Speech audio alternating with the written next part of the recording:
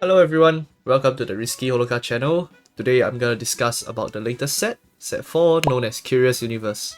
And I'm gonna be going through every holomem, talk about their strengths, their weaknesses, and what their place is in the current meta. Keep in mind the meta is still developing as of making this video, and things will definitely change along the months, so I'm assessing them mostly in a vacuum, but we'll also talk about their deck building potential. Alright, let's start it off with Koyori, one of the two box cover girls and one of the strongest decks from the set. Koyori Oshi has a lot of the typical white holomem traits, arts boosting with her Oshi skill and damage negation with her SP skill, but it all requires a Koyolab support.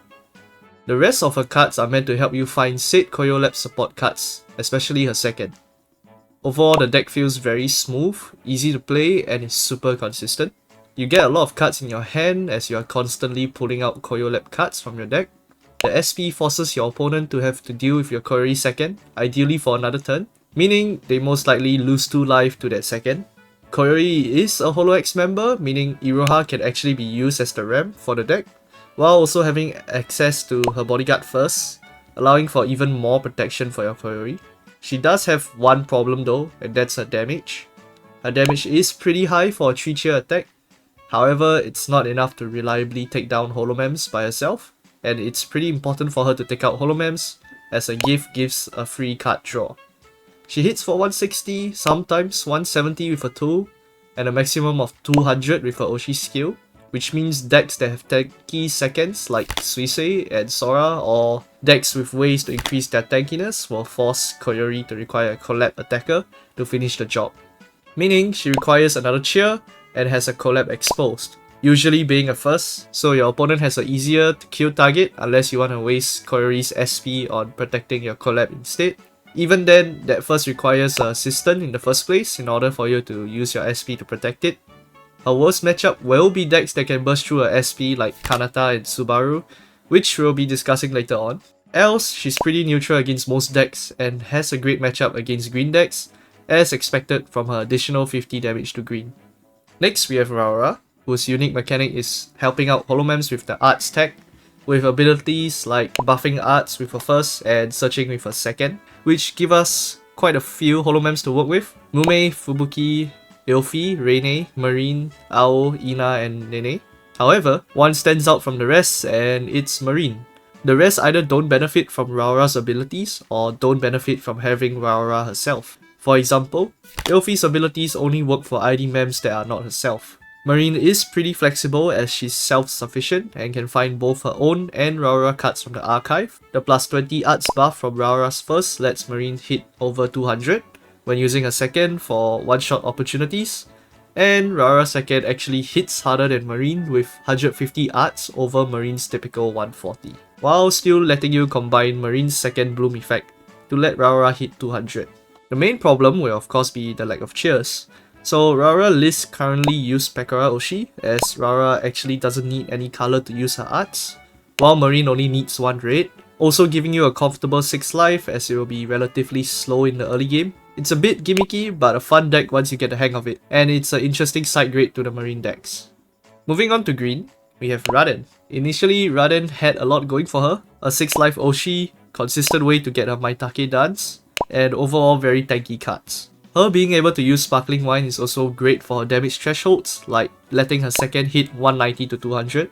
Her second is important as it saves 2 cheers despite having a 4-cheer attack, forming the so-called Maitake loop, ensuring your next second has enough cheers. If you manage to get into this state, the deck feels very good and fun to play. If anything, Raden looks like the perfect counter to Kanata, a collab-based attacker to avoid Kanata's Oshi skill, 6 life slowing her down, as well as first that don't lose cheers when down, even having immunity to her Oshi skill. And to top it all off, Raden's second does additional damage to white holomems, allowing you to one-shot Kanata's second. However, the deck has 2 main issues holding it back from being great. You will notice this the first time playing Raden, and that's the turn 3 problem. Raden's second requires 4 cheers, but you have no RAM and only RAM from the archive, which means if your opponent doesn't take out one of your holomems early, you basically do nothing for that turn. That would be fine if the payoff is worth it, but as of now, it isn't. One solution is running a ramper, but the deck has no need for cheers after turn 3 and 4 due to how the deck works, so it's just wasted slots and consistency. The other problem is that she needs her seconds, but has no way of finding / keeping them. This is especially noticeable as a 6 life deck, as you only have 4 copies of the second. You will usually run out of seconds on your last life and have to rely on cards like Retro PC to take it back. Compared to other relevant 6 life decks, Reine Marine lets you fetch Reine seconds from Archive, Koyori SP lets you take back 1 Koyori second, and Chloe uses Louis to take her seconds back from Archive. Raden doesn't really have that luxury, so some lists use Marine to try and make up for it. It is also a tough environment for Raden, as there are many meta decks with plus 50 to green right now, like Kiara, Marine, Miko, and Koyori. But if you don't face any of them, it's a solid deck with some fun mechanics.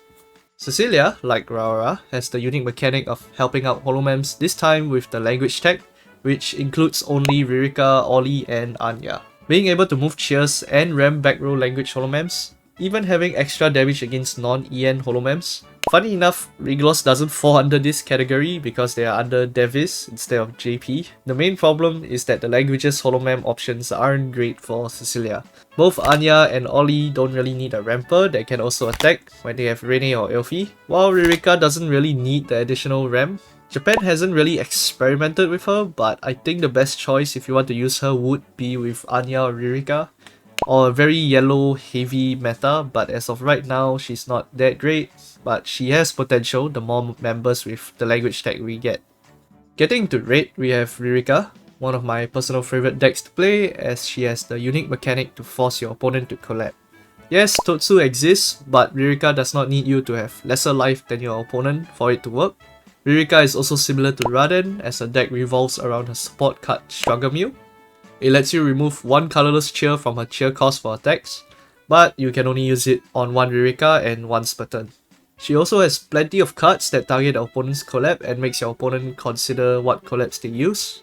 It also feels consistent as she has a lot of draw abilities, and her Oshi allows you to find any Ririka you need alongside a Struggle Meal after one of your Ririka is downed. Abusing Struggle Meal, Ririka has one of the better early aggression, threatening your opponent's low health collab for free kills. Her second forces one of the most interesting mind games to your opponent. They have to decide to collab and risk the collab dying for getting holo power, or deny themselves holo power but risk getting a card pulled into the collab anyways. But she's still got a few problems. Her Oshi isn't actually that great. It's 3 holo power to deal 50 damage to the collab, but her collab damage isn't that high on her second, as 50 of it always goes to the opponent's center.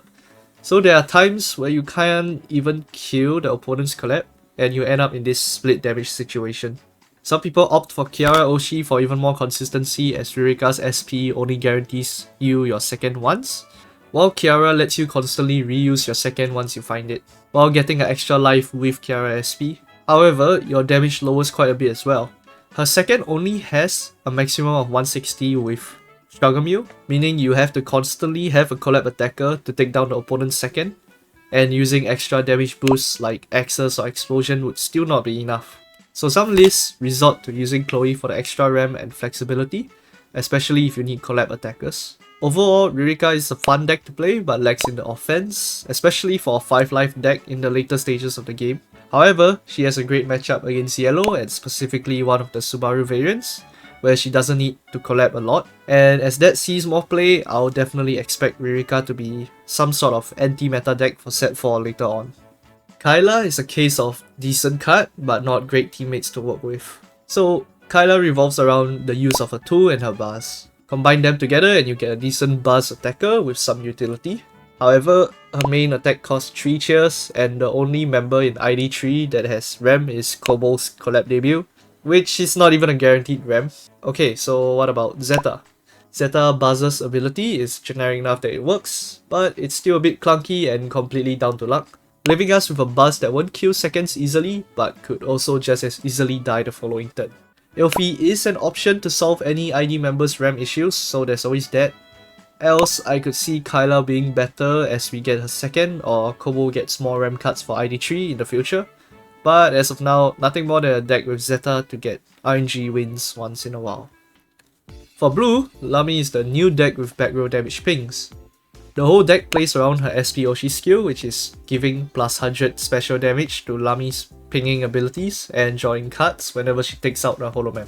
Many people will say she plays like Suisei, and while she can, she's played more like a spread damage deck with card removal, constantly setting up future kills on your opponent. Most of her abilities are tied behind Yukimin, so managing your Yukimin is also important, or you lose like half of your abilities.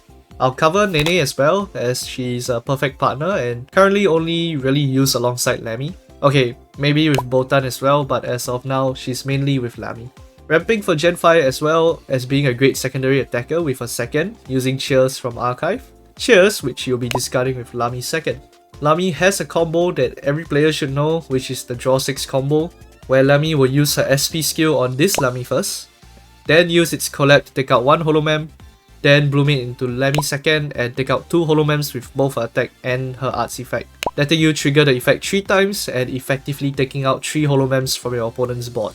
However, this will be Lamy's biggest weakness, and that's because the SP costs 3 holo power, meaning she will be trying to collab every turn till at least turn 3, and if she wants to draw 6, turn 4.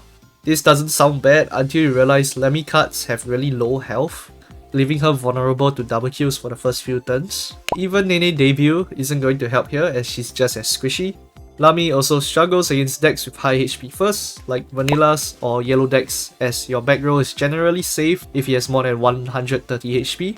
But Lamy has a good place in the meta right now, as the most notable secondary members used is Marine and Chloe, both of their first having 130 HP or lower, meaning she can dismantle those decks if she gets the chance to, and could win just from that alone. Marine's getting more popular as well, so Lamy's color advantage definitely helps. So I would keep an eye out for Lamy this set as more players get better at her. Shiori is an interesting case as she's the first generic ramp for English Holomems, which is great as many of them could use a ramper. However, it's on a buzz, which means it's not searchable through cards like Two-Tone or Custom PC, and it loses 2 life if taken out. It also doesn't help that Advent isn't great as of now, and the only deck is Fuamoko, which has no space for Shiori. There is one deck in particular that uses Shiori well, however, and that's Calli. Calli was in desperate need of a ramper and had bad turn 2 issues with her Cheers. Then set 4 gave her a buzz which fixes that turn 2 issue by having a 2 cheer attack that hits hard with low risk with that high buzz HP, while also setting up your archive and draws. Shiori synergizes with Calli by having the EN tag, allowing Shiori to work with HololiveOCG and Calli First Idol, while giving Cheers to Calli to do some crazy turn 2 stuff. It's a pretty fun deck to mess around with, but relies heavily on drawing the right stuff, but could lead to some funny scenarios like 200 plus damage as early as turn 2, but yeah, I'm sure the Calli players are happy with this one. Moving on to purple, we have Laplus, who's the other box cover holomem of the set and focuses on dice rolling, similar to Pekora. Almost all of her cards roll a dice and more specifically roll 3 dices at once, which she can change to always roll a 5 with her Oshi skill. Her SP allows any Holo X mem to attack without Cheers, which is quite a cool mechanic and allows for some cool possibilities. The entire game plan is racking up dice rolls for your second, which does damage based on how many dices you roll, which also includes cards like Mi Korone. This will be the closest we'll get to a full Holo X deck, as Chloe, Louis, and even Iroha synergize pretty well with Laplus. Louis letting you reuse seconds and Chloe giving you the good old generic ram, while Iroha can also ram and protect Laplus with Bodyguard, so you can kind of customize the member selection however you want. Laplus does have a couple of problems, but the main issue is that her second isn't a threat to collapse, and it lacks damage if kept alive. It does a base 120 and plus 10 for every dice rolled to the opponent's center, which means she can only do 120 to the collapse, while for her to achieve high damage to the center, she needs to roll around 6 to 8 dices a turn. It's relatively easy on the turn it blooms, as it rolls 3 dices from its bloom effect, and ideally it goes down and you fetch it from archive to reuse the effect. But if left alive, you now have to find 3 more dice rolls elsewhere, or you lack the damage. You could bloom another second Laplus at the back, but it means for future turns that Laplus will have the same problem. Since the deck requires collabing a lot for holo power as well as some of Laplus effects, it's very easy for the opponent to ignore the center second and go for easier kills. Its color advantage as well isn't as useful in this meta as decks like Suisei that have their second on collab. Laplus can't even one-shot it due to half of its damage being sent to the center. So yeah, Laplus is quite a fun deck to play with, but lacks damage especially for a 5 life Oshi deck. Bijou probably has the weirdest abilities we've seen in the game so far. Her first discards Raid Cheers to draw cards, and her second dumps your entire hand to archive to draw the same amount. There's not really any good options for Bijou here. Red decks don't have plenty of cheers to begin with, and if you want to use Bijou's second to attack, you need purple cheers as well. So Bijou isn't seeing much play right now as she needs a deck that fulfills these criteria. A deck that runs both red and purple cheers that have plenty of cheers that can be discarded, and a deck that could use more draws. Surprisingly, I found one candidate for this, and it's Iroha. The current Iroha build uses multiple colors for a second and has no draw power, so Bijou fits well here and even acts as a secondary attacker that can hit harder than Iroha in the late stage of the game. Her second is a nice anti-green option in general, so I expect to see more of her in more green dominant metas or whenever she gets better first blooms. Next we have yellow decks, and the first one we'll talk about is none other than Subaru. Probably the holomem everyone will have their target on for set 4. So what does she do? Subaru has very tanky cards and a second that hits very hard without effort, as it scales according to how many cheers are on both players' stage, capping out at a massive 180 damage, and it takes yellow cheers to self-ram itself, making her second pretty much able to solo by itself.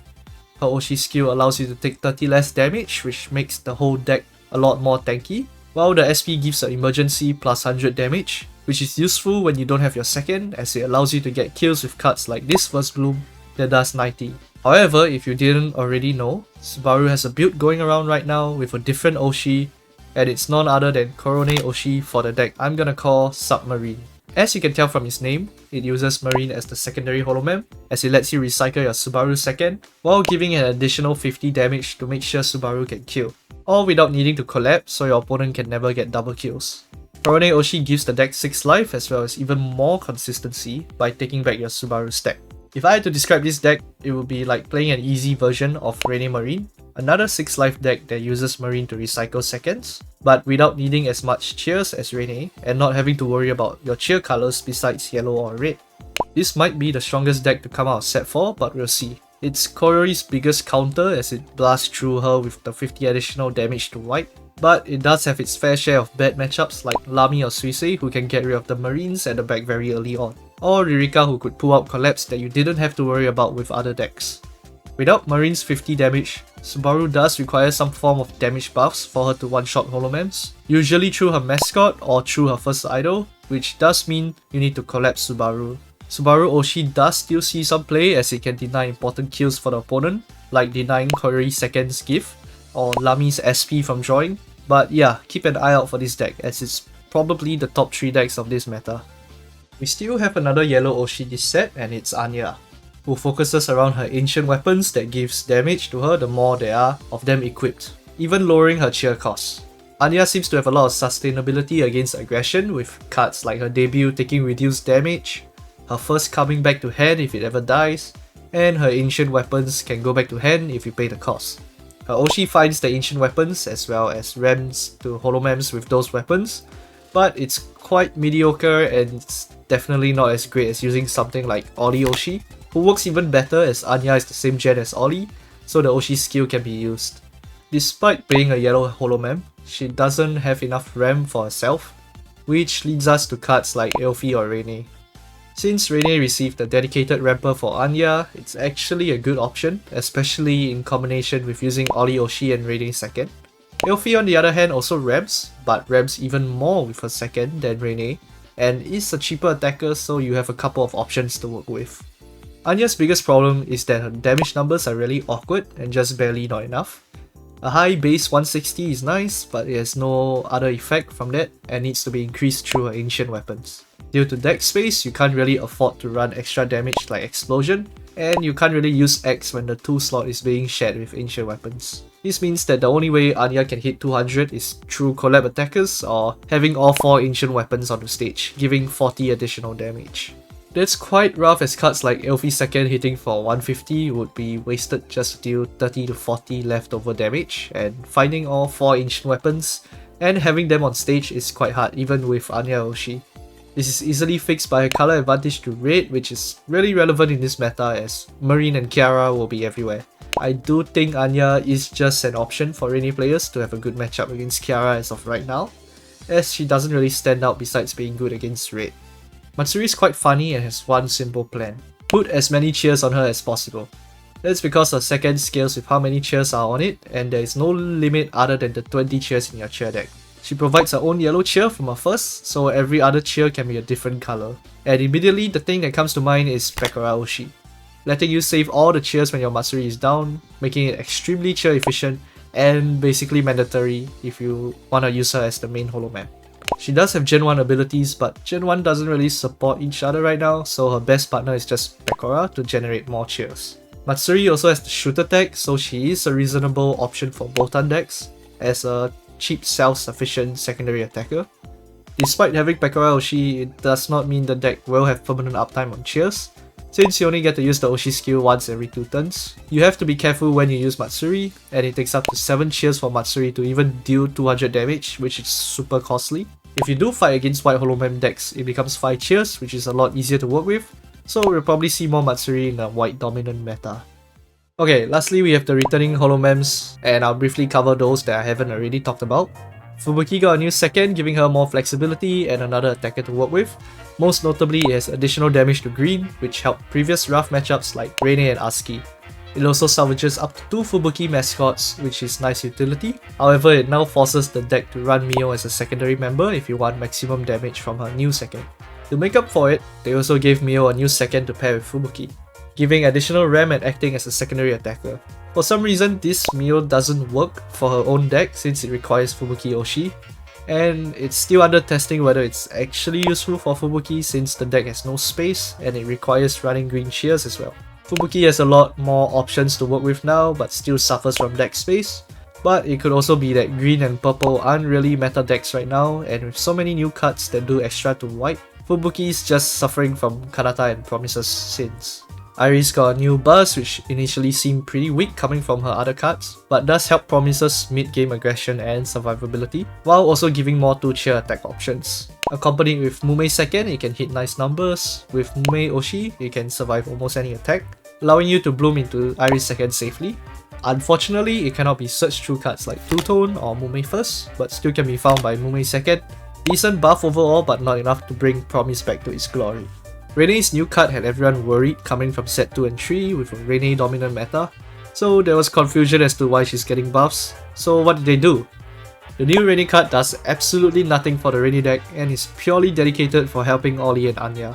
This is great as it lessens the need for Elfie and gives more synergy for ID2, and Reine remains the same. Now Reine is a competing option over Elfie for Ollie and Anya decks. Marine's new second is probably the best returning holomem as it solves Marine's biggest issue on turn 3, a second that only requires 2 cheers, still hits hard, and has late game utility with the bloom effect helping with just a little bit of damage the old second needed. Previously, turn 3 Marine needed to commit all 3 of their cheers and use their Oshi skill in order to get the proper value out of a second. Now with a new second, you can save that third cheer for the back row, still get a kill without using your Oshi skill, and it's still a 200 HP holomem your opponent has to take down. This makes Mono Marine a lot more viable and strong, and you'll see it everywhere, especially in Japan's Entry Cup, where you can only use set 4 holomems. Oh, and also yes, additional damage to green, so too bad Reine, I guess. Moona got a new second, allowing her to bloom over her bust, which is a massive buff, especially for Moona Zeta, as it keeps the identity of the deck with more late game option. It also has a 1-cheer attack which makes it flexible in decks like Area 15. It having additional damage to white is nice, but the base damage is a bit awkward as it's base 130 with 20 damage to the back row. Otherwise, it's fine in Moona Zeta since you'll be doing plenty of chip for the 130 to kill while still keeping back row pressure. Nothing much I could say, just a solid card for Moona, but isn't enough to be a top threat yet. Ollie got another second, which is what Ollie wants as she wants the whole board to be filled with seconds. It has a 2-cheer attack that scales with seconds on the board, similar benefit as Marine, giving turn 3 a lot more flexibility, allowing you to still take kills with only 2 cheers. The bloom effect may sound cool, having a full heal through SP is nice, but through testing, I've only gotten the effect like once every 9 games. Since you're not holding back on using your SP just for the effect, it will rarely sync up. Ollie has become a pretty great deck with strong consistency, a dedicated ramper with Reine first, and we'll see some usage as her old second's yellow advantage is more relevant now. Shion got a new buzz with an interesting effect to ram one cheer from your opponent's archive to their center holomem, allowing her second to hit harder when your opponent denies cheers in the center. It also acts as a mini second as it has spread damage based on your opponent's center cheers. Overall, a nice buff, but still not enough to bring Shion back to the anti-ram killer status it had, as green isn't the only strong deck now. Even then, with set 4 releasing Raden, who has all of the cheers on the collab, it's not an ideal matchup for Shion. So, that's all of the cards in set 4 and my analysis of the cards and their place in the meta. If I had to make a tier list, it would look something like this. I think this set has made the format pretty balanced and a lot more focused on color weaknesses than before. My only concern is that nothing from the set really beats Suisei right now when you compare the great cards that hit white, green and red this set. So we could still see Suisei running rampant, however damage mitigation and consistency are better in this set, possibly being able to stop Suisei from dominating. Subaru is more likely to be on everyone's eyes as the deck to beat this format instead, so we might see the comeback of decks with yellow advantage as they haven't got to shine yet, as yellow only got into the spotlight with Subaru. If you stayed to the end of this video, thanks for watching all the way, and if you want to see more of these, be sure to leave a like and subscribe to the channel. A lot more content is coming, and as English is about to release, many new players will be wondering what the Japanese format is looking like as a forecast for their own format. So anyways, that's all for this video, and I'll see you guys in the next one.